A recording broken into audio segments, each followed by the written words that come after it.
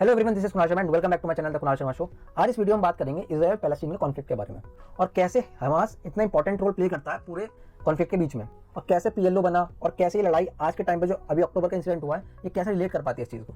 सो इसके बारे में स्टार्ट करने से पहले अगर आपने हमारी लास्ट वीडियो नहीं देखी, जो फर्स्ट एपिसोड था इजराइल पैलेस्टीन कॉन्फ्लिक्ट था, उसके अंदर हमने बात करी थी कि जेरूसलम कैसे इंपॉर्टेंट है ज्यूज के लिए भी, क्रिश्चियंस के लिए और मुस्लिम्स के लिए, और कैसे हिस्ट्री रही है अभी तक की पैलेस्टाइन की। तो उसका लिंक आपको डिस्क्रिप्शन बॉक्स में मिल जाएगा और ऊपर आई बटन में मिल जाएगा।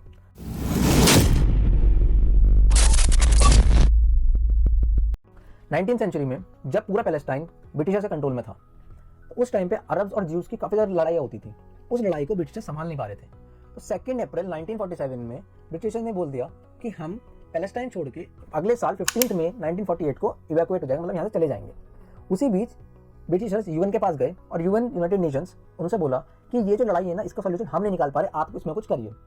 यूएन ने इस बात को देखते हुए 29 नवंबर 1947 को एक रेजोल्यूशन प्रेजेंट करा, 2 स्टेट सॉल्यूशन। 2 स्टेट सॉल्यूशन मतलब कि जहाँ पे अरब रहते हैं उसको अरब स्टेट बोल दिया जाएगा और जहाँ ज्यूज रहते हैं वहाँ ज्यू स्टेट, और जो जेरूसलम होगा जो तीनों के लिए इंपॉर्टेंट है वो रहेगा यूएन के कंट्रोल में, जिससे जो आगे लड़ाइयाँ हों वो रोकी जा सके।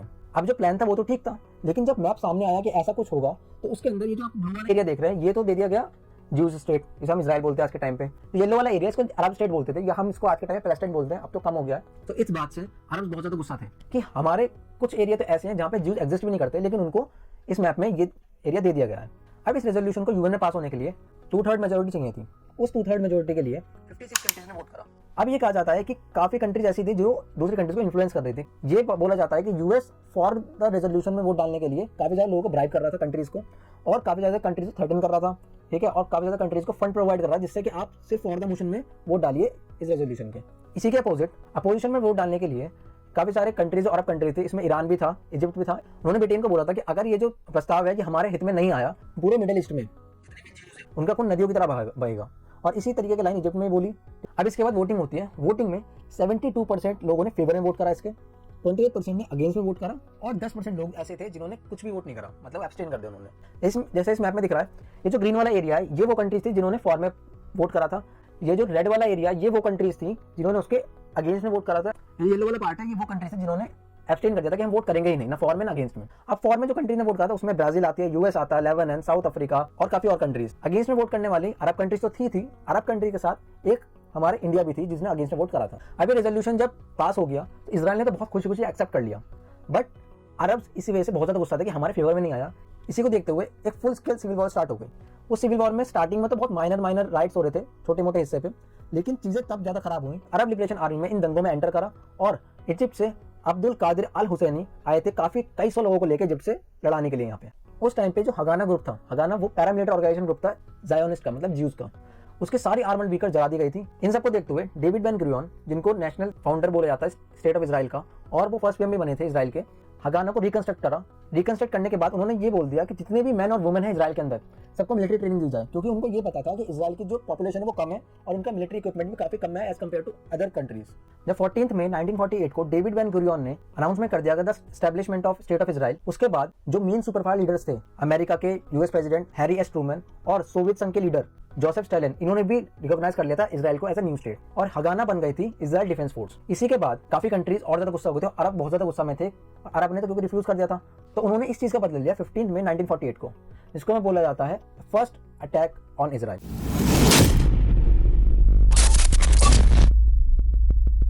इसके अंदर 4 कंट्री ने पार्टिसिपेट करा था, उसमें जॉर्डन, सीरिया, ईरान और इजिप्ट। इन्होंने सोचा कि इजराइल अभी तो बना है और उनकी मिलिट्री भी बहुत कमजोर है, लोग भी बहुत कम है, और हम अगर अटैक करेंगे तो वो पक्का हार जाएंगे और हमें पूरा का पूरा पैलेस्टाइन अपना पुराने वाला वापस मिल जाएगा। उस टाइम पे इन्होंने अटैक करा और इनको सपोर्ट कर रहे थे Saudi Arabia, Yemen, Sudan, Morocco, इनको सपोर्ट कर रहे थे बैक साइड से। अब ये लड़ाई पूरे 1 साल तक चली।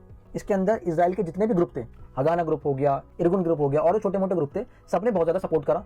उनके सपोर्ट के बाद इसका रिजल्ट ये आया, इजराइल ने अपनी लैंड तो रिटेन कर ली थी, वो वापस अपने उनके पास थी, लेकिन जो पैलेस्टीन को दी गई थी ना लैंड, यूएन ने पार्टीशन के रेजोल्यूशन में दी गई थी, उसका भी 60% हिस्सा इजराइल ने अपने पास रख लिया। और उस टाइम तक पैलेस्टीन एक रिकॉग्नाइज्ड स्टेट तो था नहीं, तो जो एरिया बचा था, जो वेस्ट बैंक का एरिया बचा था और जो गाजा स्ट्रिप का एरिया बचा था, वेस्ट बैंक वाला एरिया तो ले लिया था जॉर्डन ने, और गाजा स्ट्रिप वाला एरिया ले लिया था इजिप्ट ने। और इस पिक के अंदर पहला वाला एरिया जो यूएन ने दिया था पैलेस्टाइन को, और सेकंड वाला एरिया वो है जहाँ पे आप पिंक वाला एरिया देख रहे होंगे सेकंड वाले पिक में। ये पिंक वाला एरिया वो एरिया है जो 60% लैंड पैलेस्टीन ने एक्वायर कर ली थी। अब ये जो जेरूसलम है ये आधा था इजराइल के पास और आधा था पैलेस्टाइन के पास। और उसी टाइम आर्मिस्टिक एग्रीमेंट साइन हुआ था जिसके अंदर ये जो पिंक वाली लाइन देख रहे हैं जिसे बोलते हैं ग्रीन लाइन, बोला जाता था कि जब तक कोई सोल्यूशन नहीं निकलता इस लाइन के अकॉर्डिंग हम रूल करेंगे और कोई आगे इससे लड़ाई ना हो। अब लड़ाई खत्म हो गई थी, इजराइल जीत गया, तो जो लैंड रिक्वायर करा था ना पैलेस्टाइन ने उसमें करीब करीब 1.5 करोड़ लोग तो ऐसे थे जिन्होंने इजराइल की नागरिकता ले ली थी और वहीं रहने लगे थे। बट कुछ पैलेस्टाइन ऐसे थे जो वहाँ पर नहीं रहना चाहते थे, वो अपने एरिया में पैलेस्टाइन में रहना चाहते थे। लेकिन आश्चर्य की बात यह है कि जो रेफ्यूजी थे पैलेस्टाइन के, उनको जो अरब स्टेट जो उनके लिए लड़ रहे थे उन्होंने उन रेफ्यूजी को अपने कंट्री में आने के लिए मना कर दिया। इसको देखते हुए इजराइल ने पैलेस्टाइन रेफ्यूजी कैंप सेटअप करे और वो जितने भी रेफ्यूजीज थे वो वहाँ पे रहने लगे। इतनी बड़ी हार के बाद भी इजिप्ट शांत नहीं बैठ रहा था। 1956 में एक वॉर हुई जिसको हम कहते हैं सुएज क्राइसिस ऑफ 1956।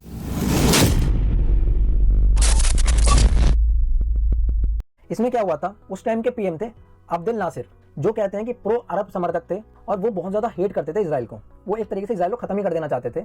उन्होंने सुएज कैनाल का जो रूट था वो ब्लॉक कर दिया।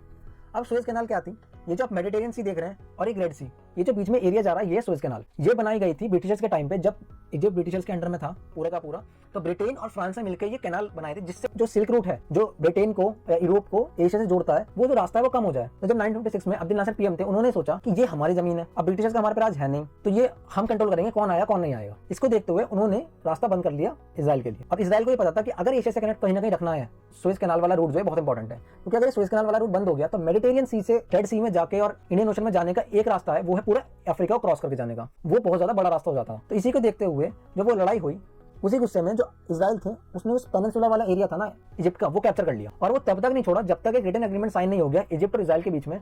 इजिप्ट इजराइल को कभी भी सुएज कैनाल वाला रूट को यूज करने से नहीं रोकेगा। जब वो एग्रीमेंट साइन हो गया तो पेनिनसुला वाला जो एरिया था, सिनाई पेनिनसुला वाला एरिया, इजराइल ने उससे बैक ऑफ कर लिया और वो एरिया इजिप्ट को वापस कर दिया। अब इजिप्ट 2 बार हारने के बाद इजराइल से बुरी तरीके से शांत तब भी नहीं बैठ रहा था। उस टाइम पे 1967 में एक वॉर दोबारा से हुई जिससे हम बोलते हैं 6 डे वॉर।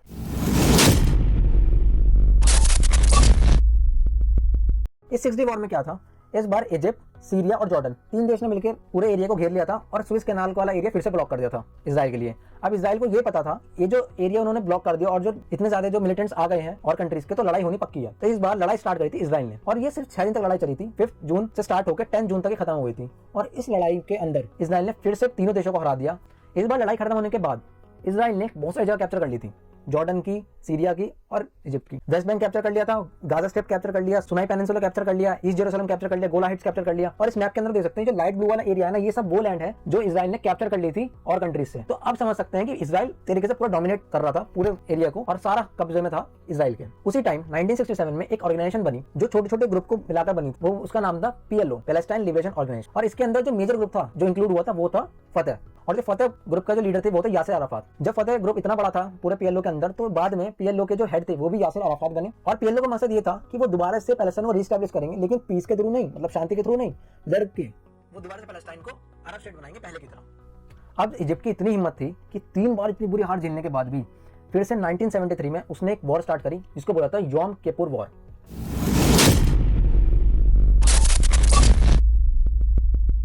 योम किपुर वॉर क्यों कहा जाता है, क्योंकि ये वॉर स्टार्ट हुई थी 6 अक्टूबर 1973 और उस टाइम पे कहा जाता है कि ये ज्यूज के लिए ना बहुत ज्यादा पवित्र दिन होता है योम किपुर।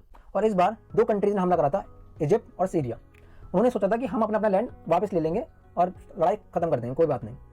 और यूएस साथ दे रहा था इस बार इजिप्ट और सीरिया का, और इसी के काउंटर में इजराइल का साथ देने आ गया था यूएस। अब ये भी फुल स्केल लड़ाई हुई और एट द एंड जो पहले हो रहा था वही हुआ, इजराइल फिर से जीत गया। और इस बार इजराइल ने ना इजिप्ट की और लैंड कैप्चर कर ली और सीरिया की भी और लैंड कैप्चर कर ली। इजराइल ने इस बार इजिप्ट का ये जो आप डार्क ग्रीन वाला एरिया देख रहे हैं सुएज कैनाल के पास में, ये वाला एरिया कैप्चर कर लिया था। और सीरिया का ये जो डमास्कस डार्क ग्रीन वाला एरिया ऊपर गोलन हाइट्स के ऊपर है, ये वाला एरिया कैप्चर कर लिया था। अब 1977 आते ही अरब को ये तो पता चल गया था कि हम इजराइल से जीत नहीं सकते। और उस टाइम पे जो इजिप्ट के पीएम थे वो बदल गए थे। इजिप्ट के पीएम 1978 में बन गए थे अनवर अल सादत। अनवर अल सादत और इजराइल के जो पीएम थे उस टाइम पे मैकम बेगिन, इन दोनों ने एक camp David accord agreement sign करा, जिसके अंदर क्या था कि इजराइल जो इजिप्ट की कब्जाई हुई लैंड है वो वापस कर देगी, बदले में इजिप्ट को उसे रिकॉग्नाइज करना पड़ेगा एज अ कंट्री या एज अ स्टेट। अब जब ये एग्रीमेंट हो गया था उसके बाद चीजें थोड़ी शांत होने लगी, लेकिन उसी के कुछ साल बाद 1987 में फर्स्ट इंतिफादा हो गया।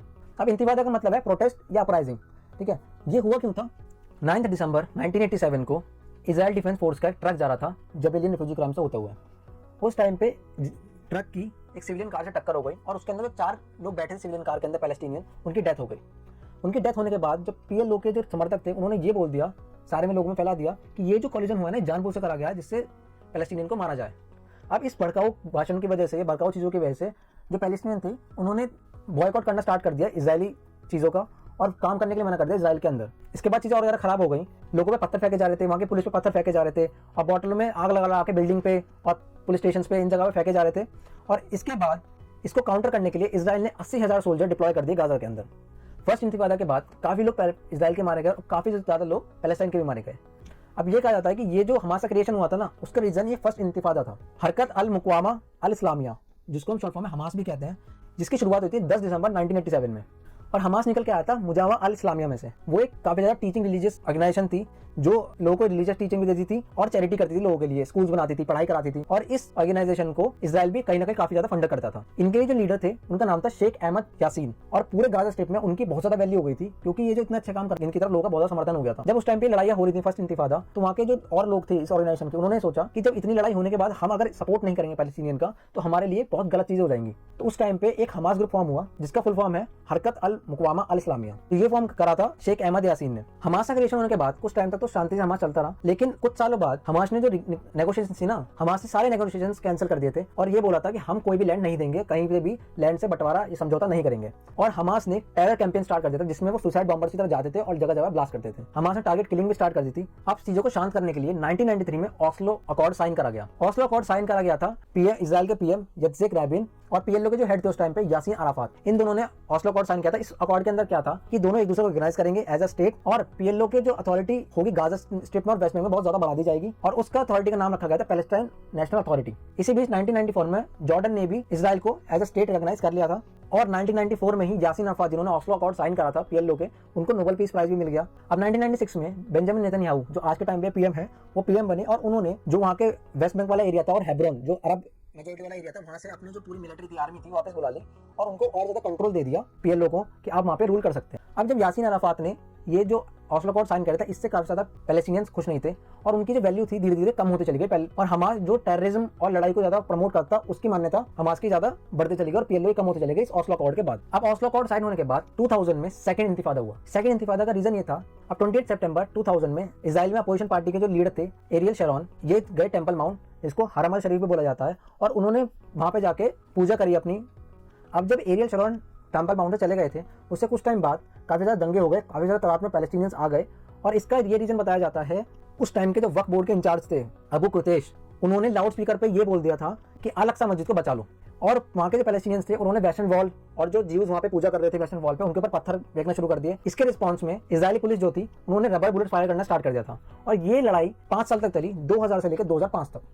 अब 2005 में जब सेकंड इंतिफादा खत्म हो गया था तो 25 जनवरी 2006 में इंटरनल इलेक्शन कंडक्ट करे गए, जिससे ये था कि पीएलओ की जो फतेह पार्टी है वो राज करेगी या हमास जो पार्टी बनी है वो राज करेगी, जो गाजा स्ट्रिप और वेस्ट बैंक वाला एरिया था।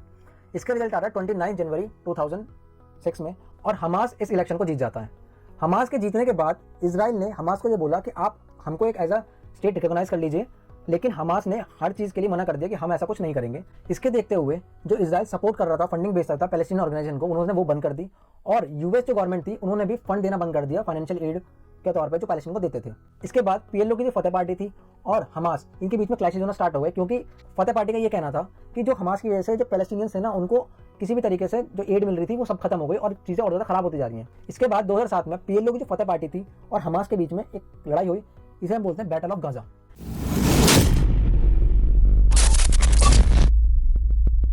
इसमें क्या था, गाजा से हमास ने जो पीएलओ के फतेह पार्टी के लोग थे उन सबको भगा दिया और ऐसा ही कुछ वेस्ट बैंक से फतेह पार्टी ने हमास के साथ किया। तो तब से अब तक ना वहाँ पे कोई इलेक्शन कंडक्ट हुए हैं और वेस्ट बैंक को जो रूल करती है वो पीएलओ की फतेह पार्टी करती है और जो गाजा में रूल करते हैं वो है हमास पार्टी के लोग। ये कहा जाता है कि जो पीएलओ फतेह पार्टी थी वो कई बार ट्राई करा उसने कि पीस को मेंटेन करा जाए और कुछ कुछ सॉल्यूशन निकाले जाए, बट हमास ने कभी भी इस चीज़ को इनिशिएट नहीं करा कि शांति बनाई जाए और आगे प्रोग्रेस करा जाए। अब हमास को सपोर्ट था सारी अरब कंट्री का, स्पेशली ईरान का। और उसके बाद हमास ने 2008 में 40 से ज़्यादा कासम रॉकेट फायर करे थे साउदर्न इजराइल पे। 2008 के बाद हमास और इजराइल की कॉन्फ्लिक्ट होते रहे। 2009 में हुआ, 10 में, 11 में, 12 में, 14 में, 18 में, 19 में, 21 में और अभी अभी रिसेंट 23 में। अब ये 2023 में लड़ाइयाँ हो रही हैं जो हमास ने अटैक करा है इजराइल पे। इसका जो डायरेक्ट लिंक बताया जाता है या रीजन बताया जाता है वो है 2021 में 2021 में जो लड़ाइयाँ हुई थी हमास और इजराइल के बीच में। वो ये थी कि अप्रैल 2021 में जेरूसलम में इस्लामिक वक्फ बोर्ड ने ऑफिशियली ये बोला था कि 13 अप्रैल रात को इजरायली जो पुलिस थी वो आई और उनका लाउड स्पीकर के जो तारे थी वो कट कर दी। क्यों? अगले दिन मेमोरियल डे पे जो वेस्टर्न वॉल के पास रेवलिन जो प्रेसिडेंट थे इजराइल के वो स्पीच देने वाले थे, उसमें कोई डिस्टर्बेंस ना हो। अब इसकी वजह से काफ़ी ज़्यादा लड़ाइयाँ होनी स्टार्ट हो गई थी, लेकिन चीज़ें और ज़्यादा तब खराब हुई जब 15 अप्रैल 2021 में एक वीडियो वायरल हुई टिकटॉक की, जिसमें एक पैलेस्टाइन टीनेजर ने एक इजरायली मैन को चाटा मारा था। और फिर इसके बाद इजराइल में बहुत ज़्यादा गुस्सा था और पैलेस्टीन साथ साथ काफ़ी ज़्यादा पत्थर फेंके जा रहा था, फायर क्रैकर्स फेंक रहा था और बॉटल को जला के फेंक रहा था बिल्डिंग्स पे, पुलिस स्टेशन पे और लोगों पे भी। इसी प्रोटेस्ट के रिएक्शन में इजराइल ने जो अल-अक्सा मस्जिद में जो प्रेयर करने का फ्राइडे का डे था उसमें से 10,000 लोगों की लिमिट कर दी थी। इसकी वजह से लड़ाइयाँ और ज़्यादा बुरी होती चली गई। इसी बात का गुस्सा दिखाते हुए 23 अप्रैल 2021 में गाजा स्ट्रिप से हमास ने 36 रॉकेट फायर करे थे सदर्न इजराइल में। 23 अप्रैल के बाद 26 अप्रैल को दोबारा से 40 पर रॉकेट दोबारा फायर करे गए थे गाजा स्ट्रिप से इजराइल में। 26 अप्रैल के इंसिडेंट के बाद इजराइल के काफ़ी ज़्यादा सिविलियंस की डेथ हो गई थी, काफ़ी ज़्यादा स्कूल डिस्ट्रॉय हो गए थे। इसी को रिवर्ट बैक करने के लिए इजराइल ने भी एयर स्ट्राइक करी और काफ़ी ज़्यादा लोग पैलेस्टीनियंस के मारे गए। अब इसी गुस्से की वजह से 7 अक्टूबर 2023 में अभी रिसेंट में इजराइल पे दोबारा से हमास ने अटैक करा। अब ये चीज़ प्रूव करिए मोहम्मद डेफ ने एक रिकॉर्डेड मैसेज में अपने ये बोला था कि ये जो अटैक हुआ है ना, ये रिस्पॉन्स है जो 2021 में लड़ाई हुई थी अल-अक्सा मॉस्क पे जो हमले हुए थे उसके रिटेलिएशन में। अब मोहम्मद डेफ है कौन? अब बात करें मोहम्मद डेफ के बारे में, तो सुप्रीम मिलिट्री कमांडर है